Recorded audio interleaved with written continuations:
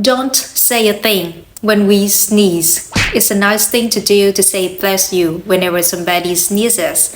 But in Vietnamese culture, we consider sneezing as uncharming. So what we normally do is just to ignore it, to pretend like we didn't see it, didn't hear it, and continue the conversation like nothing happened. I remember the first time when somebody said bless you to me, I felt embarrassed. But now, since I get used to the culture, I would prefer to hear people say bless you when I sneeze because I think it shows they care.